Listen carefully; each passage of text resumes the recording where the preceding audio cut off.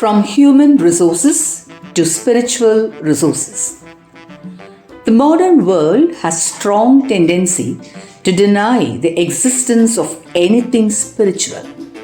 Some ignore it, some deny it, some search for it in the most unlikely places. But the one who believes in it finds it present everywhere. Spirituality is everywhere, not only in religious texts or in religious places. My book, Salt and Light, A Leader on a Pilgrimage, is designed to give every reader a pilgrim's experience. The reader goes through 4 stages of spiritual awakening: transit, travel, transcendence, and transformation. Spirituality is not only for the ascetics. It is not far away from us. We too can be spiritual by doing our routine tasks.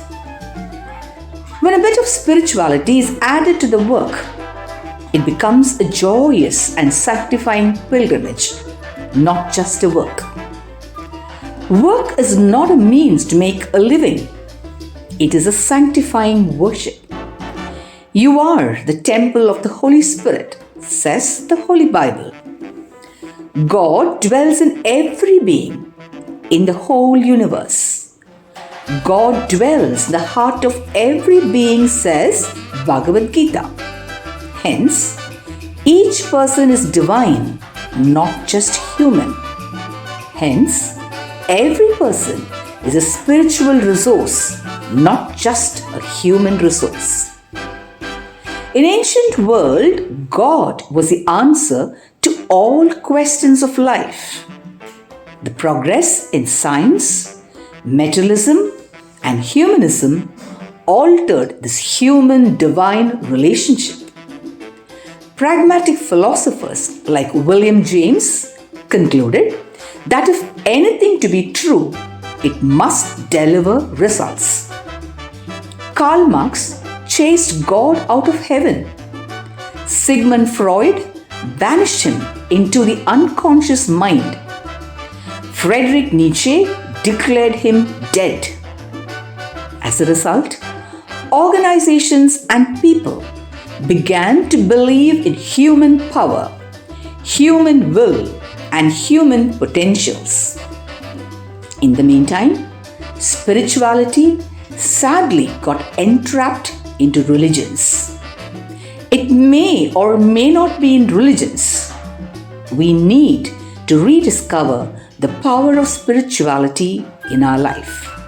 We need to rediscover spirituality of daily work. How do we become spiritual? Is spirituality important for organizations? My book, Salt and Light, A Leader on a Pilgrimage, discusses in detail how employees and organizations can become spiritual. We become spiritual when we live with values, have a concern for every other being, perform our roles and responsibilities with utmost dedication and commitment, and work selflessly for the welfare of everyone. Spirituality helps people to cope with stress, enhance productivity, and lead satisfying lives. The work we do is our karma. We are co-creators with God. So do your work with passion to release your spiritual energies. The work one does is not a means to earn, but a way to live with fulfillment. Of course, we work to derive from it the means for our sustenance, status, and quality of life. But remember, it also gives us fulfillment and satisfaction. Is your work giving you fulfillment and satisfaction? Is it making you spiritual? Is it making you an altruistic person? The economic goal of work has to be replaced by this spiritual goal. Your work should help you to release your spiritual energies. It is a God-given vocation to realize your ultimate goal of self-actualization. Employee productivity is maximum when they lead sanctifying and satisfying lives.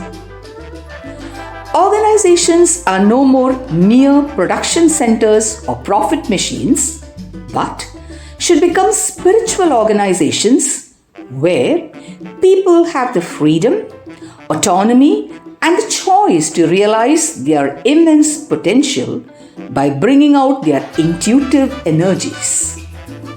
Thus, workplaces have to redesign itself. Workplaces should be places where individuals can learn continuously, develop their career, question the accepted practices, freely disagree, and unleash their innovative ideas. What more, all these done in complete freedom, safety, and serenity. Can our workplaces become a place for self-actualization, not just a place for monotonous chase of targets? This is the core of workplace spirituality. In such a place, people don't talk of human resources, but of spiritual resources. They nurture spiritual resources, not human resources or human capital.